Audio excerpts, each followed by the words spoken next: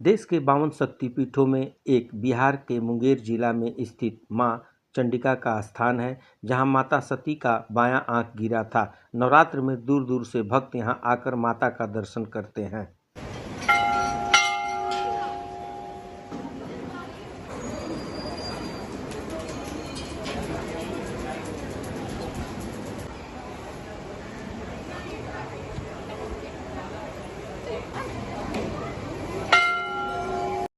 मुंगेर का चंडिका स्थान बिहार ही नहीं बल्कि पूरे भारत का एक अत्यंत प्रसिद्ध शक्तिपीठ है। ऐसा मान्यता है कि राजा दक्ष की पुत्री सती हवन कुंड में अपना देह त्याग दी थीं, तब भगवान शिव ने उनके जले हुए शरीर को लेकर विचरण कर रहे थे। उस समय सती की बाईं आंख इस स्थान पर गिरा था, इसलिए चंडिका स्थान को 52 शक्तिपीठों में एक है। ऐसी मान्यता है कि माता के पास जल रहे जोत से निकलने वाला काजल लगाने से आंखों की बीमारियां भी दूर हो जाती हैं।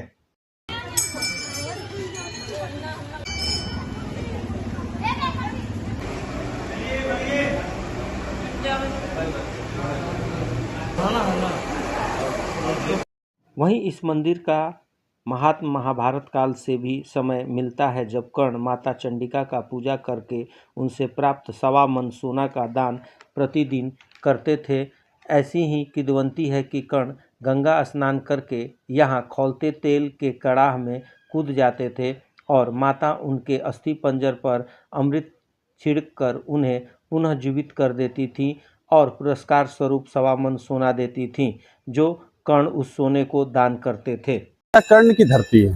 कर्ण भगवान यहीं पे आके दान पुण्य करते थे। माँ चंडिका का यहाँ पे आंख गिरा था, तब से यहाँ माँ चंडिका का बहुत ज्यादा महत्व है। ये शक्तिपीठ है। बहुत से लोग आते हैं माँ के दरबार में, शुरू से ही आते हैं, क्योंकि ये मंगल चंडिका है और मंगल चंडिका होने की वजह से इसलिए प्रत्येक मंगलवार के दिन इनकी विशेष रूप से स्त्रियां लोग ज्यादा आती हैं माँ का पूजा करने। तो इस वजह है। लेकिन नवरात्रा में चूंकि जितने शक्तिपीठ हैं वो सब तंत्र स्थल माने गए हैं, क्योंकि महादेव ही प्राण प्रतिष्ठा किए हैं तंत्र से। तो तांत्रिक विद्या से माता का जहाँ भी है वो गुप्त पूजा होता है, जिसे सरकारी पूजा कह सकते हैं आप। तो वो रात्रि में और मॉर्निंग में होता है, ब्रह्म मुहूर्त में।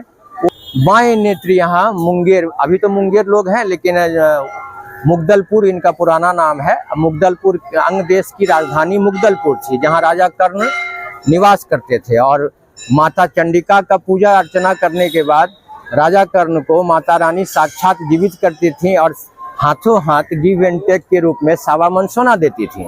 और वो सोना वो दान गरीबों में